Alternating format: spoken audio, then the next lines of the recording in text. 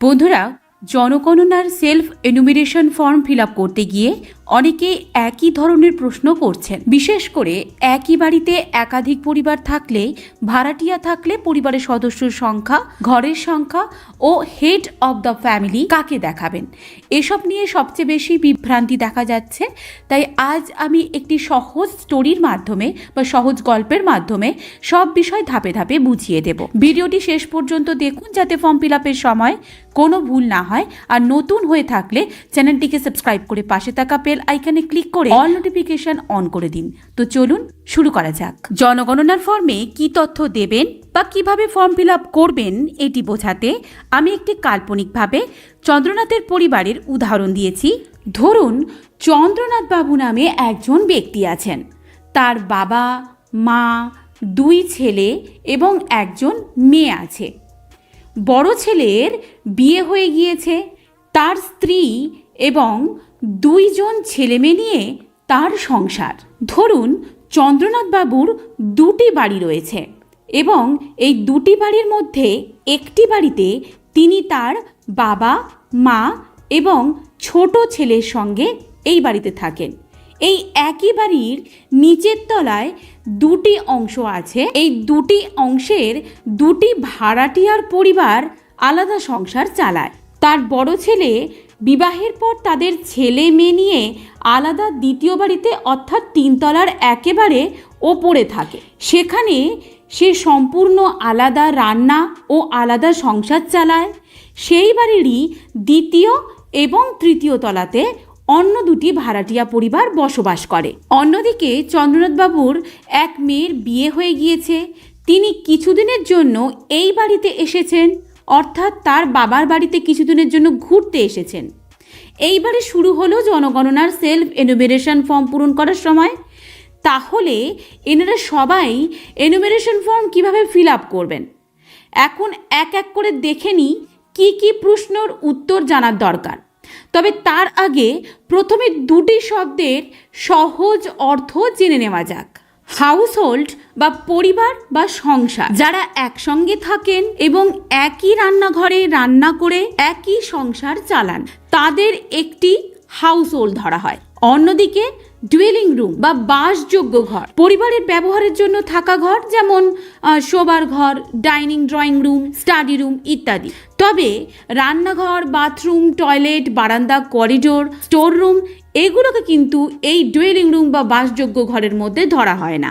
প্রথম প্রশ্ন, চন্দ্রনাথ বাবুর যেহেতু 2টি বাড়ি রয়েছে, তাহলে সেলফ এনুমেরেশনে তিনি কি 2টি বাড়ির তথ্যই দেবেন, নাকি শুধুমাত্র যে বাড়িতে তিনি থাকেন সেই বাড়ির তথ্য দেবেন?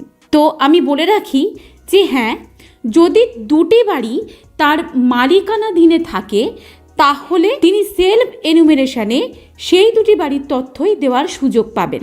তাহলে 2টি বাড়ির তথ্যই দিতে হবে। তবে যে বাড়িতে তিনি থাকেন সেই বাড়িতে তার পরিবারের হাউস হোল্ডের তথ্য দিতে হবে। প্রথম বাড়িতে চন্দ্রনাথ বাবু নিজের পরিবার ছাড়াও 2টি ভাড়াটিয়া পরিবার রয়েছে। তাহলে সেখানে মোট কয়টি হাউস হোল্ড এবং কয়টি সেলফ এনুমেরেশন ফর্ম পূরণ করতে হবে? এখানে মোট 3টি হাউস হোল্ড হবে। একটি মালিকের পরিবার, অন্য 2টি ভাড়াটিয়ার পরিবার। তাই 3টি আলাদা সেলফ এনুমেরেশন ফর্ম পূরণ হবে। ধরুন, দ্বিতীয় 3 তলা বাড়িতে শুধুমাত্র ভাড়াটিয়ারা থাকে, অর্থাৎ এই 3টে তলাতেই কিন্তু ভাড়াটিয়ারা থাকেন ধরে নিন। তাহলে মালিক কি নিজেই সেই বাড়ির তথ্য দেবেন, নাকি ভাড়াটিয়ারা নিজের ফর্ম পূরণ করবেন? এক্ষেত্রে বলে রাখি, সেখানে প্রত্যেকটা ভাড়াটিয়া পরিবার তারা নিজের নিজের ফর্ম পূরণ করবে। মালিক সেখানে না থাকলে তিনি তাদের হয়ে পরিবারের তথ্য কিন্তু দেবেন না। চন্দ্রনাথ বাবু নিজের ফর্মে কয়টি ঘর দেখাবেন? শুধু তিনি ও তার পরিবারের ব্যবহারের ঘর, নাকি পুরো বাড়ির সব ঘরটা দেখাবেন? তবে বলে রাখি, শুধু তার নিজের পরিবারের ব্যবহারের ঘরগুলোই কিন্তু তিনি দেখাবেন। পুরো যে বাড়ি রয়েছে তার, এই পুরো বাড়ির কিন্তু সমস্ত তথ্য তিনি কিন্তু এখানে দেখাবেন না। 5 নম্বর প্রশ্ন, ভাড়াটিয়ারা নিজেদের ফর্মে কটি ঘর দেখাবেন? শুধু তাদের ব্যবহারের ঘর, নাকি পুরো বাড়ির ঘরটা? তাহলে আমি বলে রাখি যে শুধু তারা যে ঘরগুলো ব্যবহার করছেন সেই ঘরগুলোর সংখ্যাই তারা এখানে লিখবেন। ভাড়াটিয়া পরিবারের সদস্য সংখ্যা কি বাড়ির মালিকের পরিবারের সদস্য সংখ্যার সঙ্গে যোগ হবে নাকি সম্পূর্ণ আলাদা থাকবে? তো বলে রাখি যে না, আমি আগেই বলে রেখেছিলাম এখানে অর্থাৎ প্রথম বাড়িটায় কিন্তু 3টে হাউস হোল্ড হবে, সেরকমভাবে দ্বিতীয় বাড়িতেও কিন্তু 3টে হাউস হোল্ড হবে, অর্থাৎ 3টে তলায় 3টে ঘর আছে।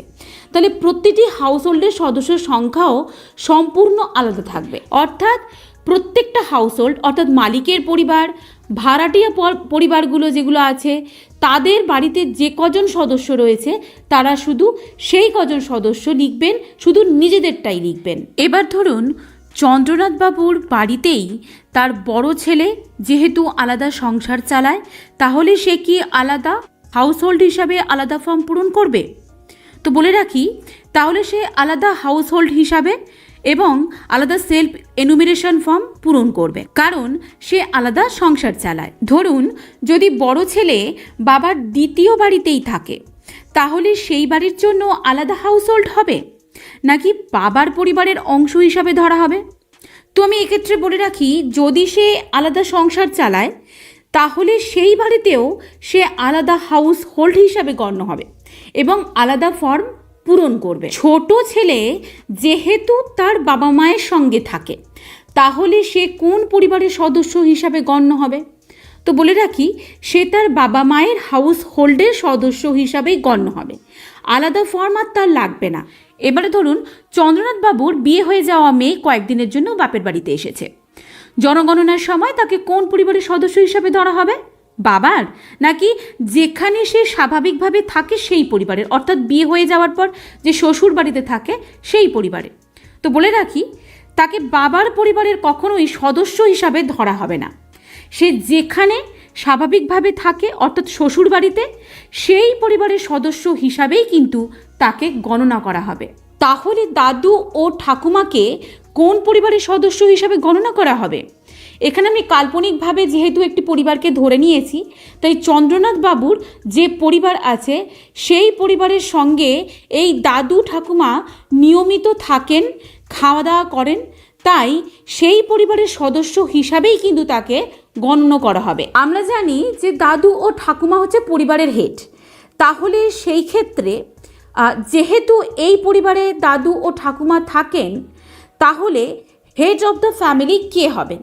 বাবা হবেন, বড় ছেলে হবেন, নাকি প্রত্যেক আলাদা পরিবারে আলাদা হেড থাকবে? তাহলে আমি বলে রাখি প্রত্যেকটা পরিবার কিন্তু তাদের হাউস হোল্ড হিসাবে হচ্ছে, তাই হাউস হোল্ডের যে মেন হেড অর্থাৎ এখানে চন্দ্রনাথ বাবু নিজে হেড, তাহলে সেই চন্দ্রনাথের পরিবারের হেড হবেন চন্দ্রনাথ বাবু নিজেই।